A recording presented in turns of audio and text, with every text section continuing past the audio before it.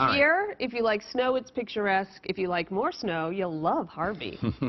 Well, Just the hopefully they love all of us. But anyway, let's show you what's happening out there. First of all, we've got this system that's over us now that produced anywhere from a coating to a little over an inch of snow. A lot of it kind of almost melted away, at least on the paved surfaces, because the temperature inched toward it a little above freezing. But we still have some around. Now, it's not very heavy at all. It's not going to accumulate in the next couple of hours anything great. However, it's going to be accompanied by a drop in temperature. So, as I always say, it doesn't take a lot of moisture combined with rapidly falling temperatures to create some slippery going. So watch that, especially on all the side streets that still have a lot of snow on them and so on. Just this little bit of snow in the next couple of hours as the temperatures start to fall.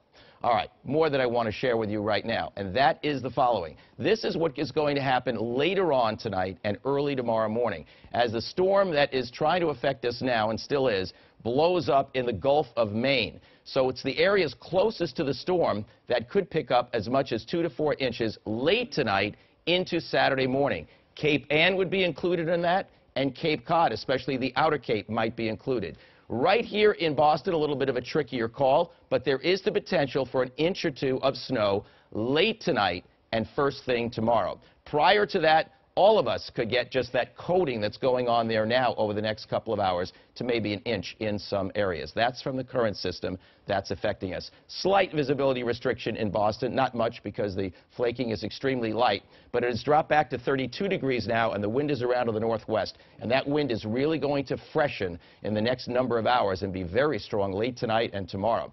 The other thing it's going to do, it's going to bring in the rapidly colder air because it's down to 18 in Rutland, Vermont now, 14 in Burlington, 5 in Saranac Lake, 13 in Syracuse, and as that northwest wind increases, that cold air is going to come rushing in. So that's a big change. To give you an idea of what I'm talking about, temperature in Boston early tomorrow, maybe about 13 with a 30-mile-an-hour wind. That's a wind chill of 10 below. Out Worcester way, with the temperature being the single digits, 25-mile-an-hour wind, that's a wicked cold wind chill. So wind chill advisories are in effect from Worcester north and west. Now here you just see little thin bands of snow, but we're waiting for this storm to really blow up, and as it does, it will wrap some moisture back along the coastline later tonight and early tomorrow. Then we get to Sunday evening. Really, I think this is late Sunday night for most of us after we've kind of watched the Super Bowl and maybe got back to where we want to be.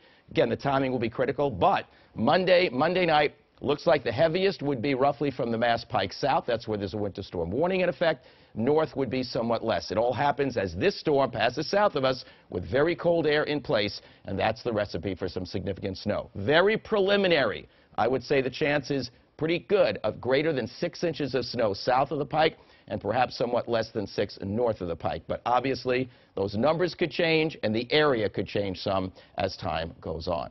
All right, let's check it out for you now over the next 7 days. And here you go. All right, we've got a little bit of morning snow tomorrow, early in the morning for Cape Ann and Cape Cod with very windy conditions and very cold temperatures. And that cold air stays in place, so that late Sunday night and Monday is our next snow. Looks like the heaviest will be south of the Pike, but all of us are likely to be involved, and more cold weather will stay in place after that. It definitely is winter here in southern New England.